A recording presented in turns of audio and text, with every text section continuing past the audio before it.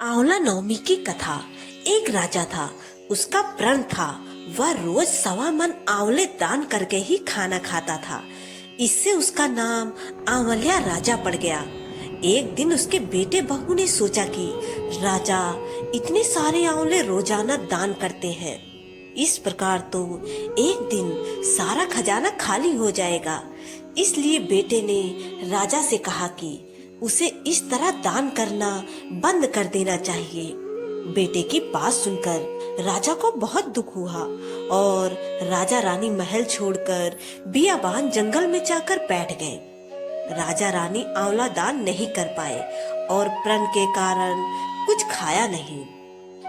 जब भूखे प्यासे 7 दिन हो गए, तब भगवान ने सोचा कि यदि मैंने इसका प्रण नहीं रखा और इसका सत नहीं रखा तो विश्वास चला जाएगा।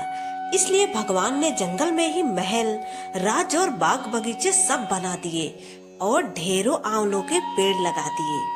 सुबह राजा रानी उठे तो देखा कि जंगल में उनके राज से भी 2 गुना राज बसा हुआ है।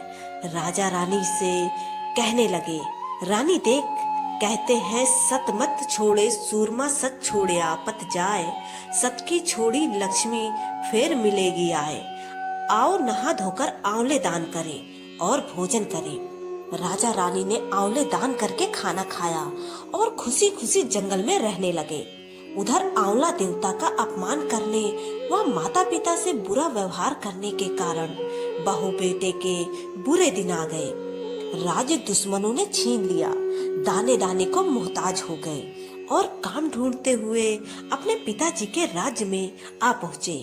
उनकी हालत इतने बिगड़े हुए थे कि पिता ने उन्हें बिना पहचाने हुए काम पर रख लिया। बेटे बहू ने सोच भी नहीं सकते थे कि उनके माता पिता इतने बड़े राज्य के मालिक भी हो सकते हैं। सो उन्होंने अपने माता पिता को नहीं पहचाना। एक दिन बहू ने सास के बाल गूंथते समय उनकी पीठ पर एक मस्सा देखा। उसे यह सोचकर रोना आने लगा कि ऐसा मस्सा मेरी सास के भी था। हमने ये सोचकर उन्हें आंवले दान करने से रोका था कि हमारा धन नष्ट होने से बच जाएगा।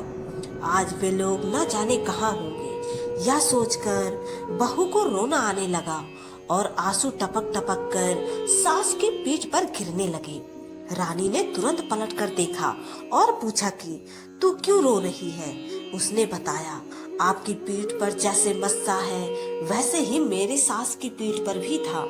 हमने उन्हें आंवले दान करने से मना कर दिया था, इसलिए वे घर छोड़कर कहीं चले गए।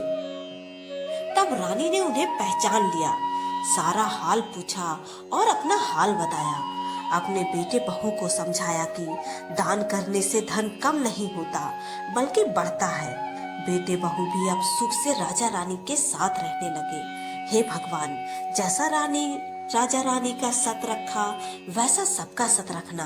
कहते हैं सुनते सारे परिवार का सुख रखना। जय श्री राधे राधे।